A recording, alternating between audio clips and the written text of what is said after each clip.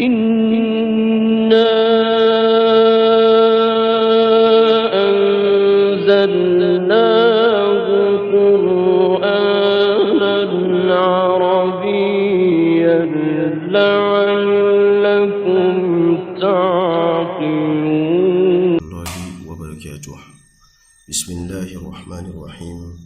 رب اشرح لي صدري ويسر لي أمري واحلل عقدة من لساني يفقهوا قولي. Alhamdulillah Rabbil Alameen.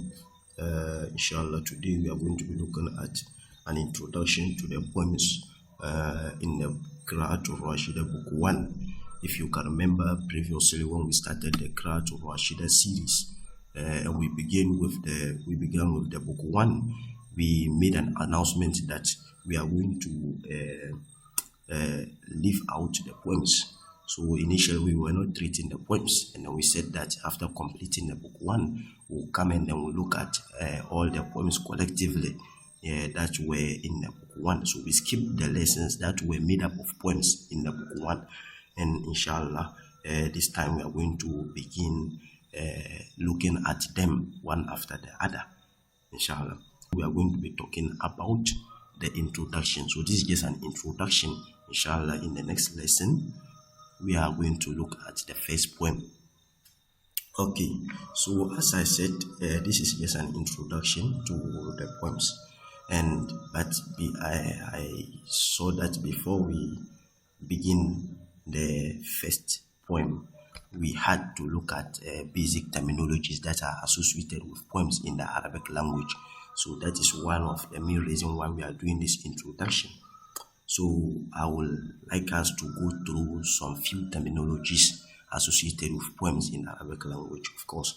So this is actually how a poem is structured most of the time in Arabic language. This is just the basic structure of a poem, right? So I hope you can see. Okay, so one thing that we need to know is that the whole poem in Arabic is what we term as the qasida. I hope that is clear. Qasida. So in Arabic we say qasidatun, which means what? The poem. So the whole poem is termed as the qasida. I hope that is clear.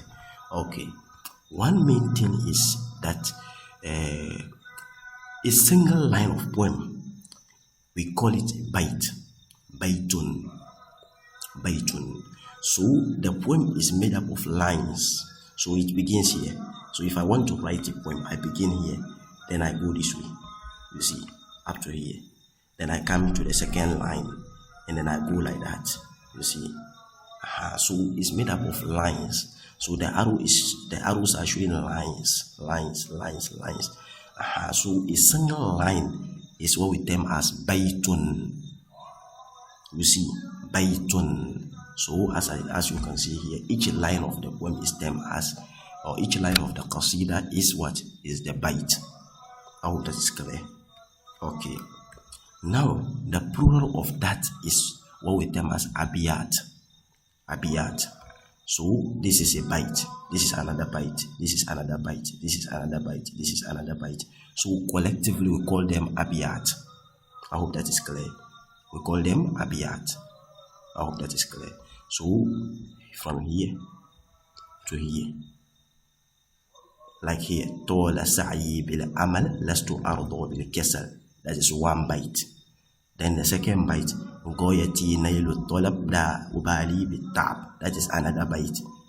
Then the third bite in the other. So the plural is what we term as abiyat. I hope that is clear. So as you can see here, Jam, the plural is what? Abiyat. Okay. Another thing we need to know is something that we call the Matla'ul Qasida. Matla'ul Qasida. Of course, when we hear Matla'un, it has something to do with Tola'a. And we have seen Tola'a before. Tola'a means what? To appear, okay, or to rise. Like we have Matla'ul Tulu'ul Shams, okay, or Tulu'ul Fajr, or Tulu'ul Shams, when the sun rises. So when we say Matla', it means the rising. Okay, so Matla'ul Qasida, the rising of the poem. So it simply means, what do you mean by rising of the poem? It is the first line of the poem. the first line of the poem. That's what we term as the Matla'ul Qasida. It's like that is where the poem is rising from. You see, and in Arabic they give much importance to the Matla'ul Qasida because it's like the beginning, of your poem. It has to be something brilliant. Okay, if your matla is poor, okay, how you structured it is poor, or it is not good, then it doesn't give a good information about your poem, or it doesn't give it doesn't talk good of your poem. I hope that is clear. So Matla'ul Qasida, of course, the name is explanatory in itself. The rising of the poem, the first line, the first bite of the poem is what we term as the Matla'ul Qasida. So in this particular poem, the first line here is Tola Sa'yi bil Amal Lastu Ardo bil Kesal. That is the first line of the poem, the first bite. So we call it Matla'ul Qasida. I hope that is clear. Okay. Another terminology associated is what we term as the Sadr. The Sadr. Okay. If you look at any, like here, I told you, each line is like this. The first line is Tola Sa'ib al-Amal Lastu Ardo bil Kesal. So that's the first line. So if you take any line like here, the first line like this, the lines are divided into two. As you can see, Tola Sa'ib al-Amal, then he paused small. Then he see Lastu Ardo bil Kesal. You see, so each line of a poem is divided into two, or it has two sections. You understand? So the first section, you see, the first half, let me put it that way, the first half of the bite of the line is what we term as Sadr. Hope you understand. So a line is made up into two halves. Hope that is clear. Two halves. You don't just write it joined together. You write it in two halves. You can see here there's a space between them, which kind of separate it so into two halves. So the first half is what we term as the Sadr. So the first half of the bite or of the line of a poem is what we term as the Sadr. So we term as what? The Sadr. Okay, and when we say Sadr, of course, in normal Arabic language or in basic Arabic language, Sadr means the chest of the human being, right?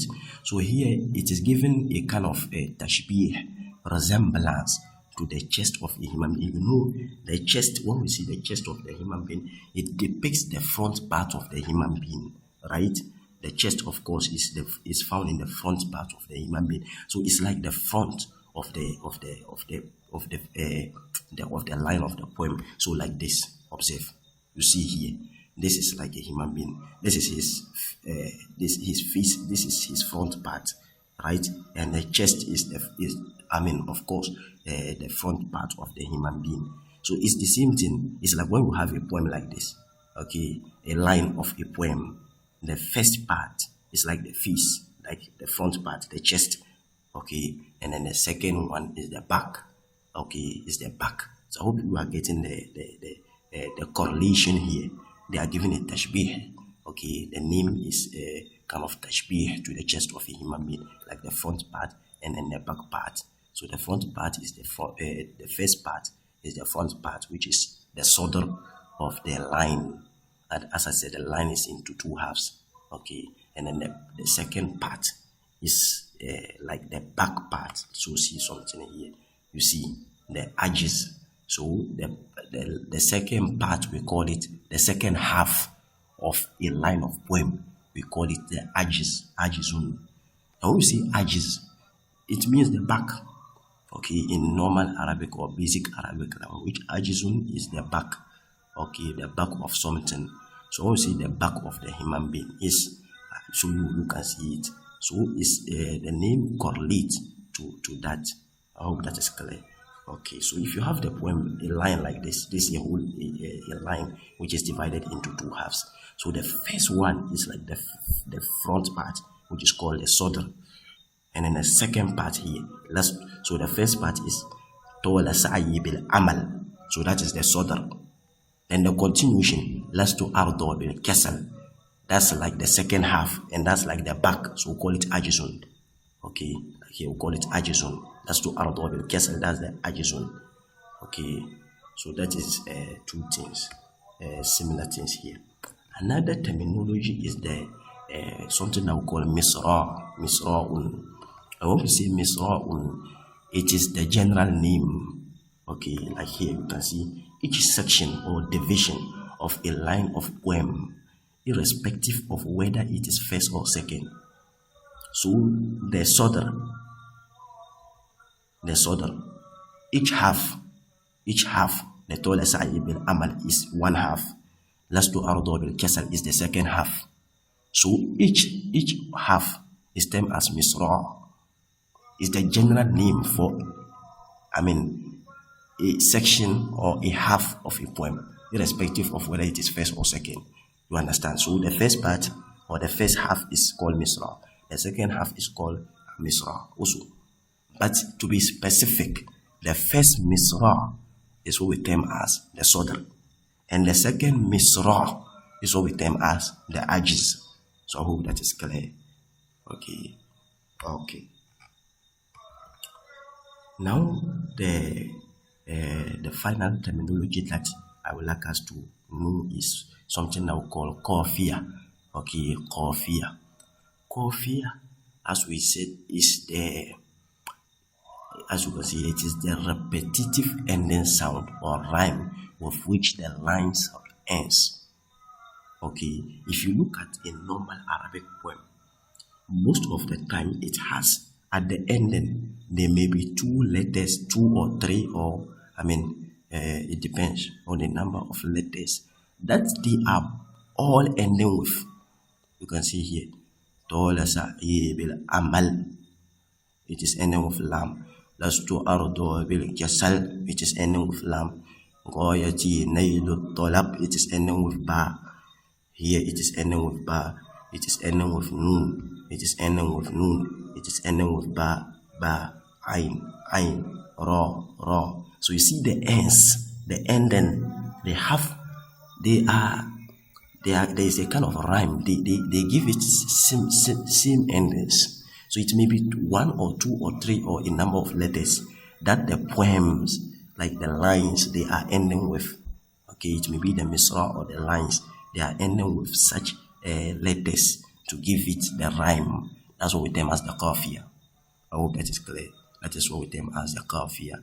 So the qafiyah is what comes to give the rhyme. So it is the repetitive ending sound or rhyme with which the lines ends. Okay, so like see here, because of that ending, okay, same endings, it makes the poem rhyme very well. So let me read it, and you see that there will be a rhyme. طول سعي بالعمل لست أرضى بالكسل غايتي نيل الطلب لا أبالي بالتعب أبتني البيت الحسن بالنظام للسكن ولقوتي أذهب لست يوما ألعب كل صيف أجمع لي طعاما يشبه فإذا جاء المطر كان لي بيت المقر ذاك شعني في الصغر ونظامي في الكبر إنني نعم المثل باجتهادي في العمل. So we are seeing that there's a kind of a rhyme. So this rhyme is as a result of the qafiyah. There's one or two letters that are ending. Okay, that's the lines they are ending with. Okay, so that is the qafiyah. I hope that is clear. Okay, so for now, this is the basic terminologies that I would like us to be familiar with before we start the first lesson or the first poem. Okay, before we start the first poem in the book 1 of the Qiraa Atur Raashida. And this is very nice. Okay, when we have this understanding, it is very nice. It gives us an appreciation of the Quran. It gives us an appreciation of the Quran. If you look at how beautiful the Quran is, okay, and how the Prophet, he was an illiterate, but how magnificent the Quran is. The Quran is not a poetry. Okay, the Quran is not a poetry. And the Quran is far beyond poetry, far beyond poetry, right? Okay, And all this, of course, as we are learning, we are also learning vocabularies that grant us a wider understanding in the Quran and then other Islamic studies.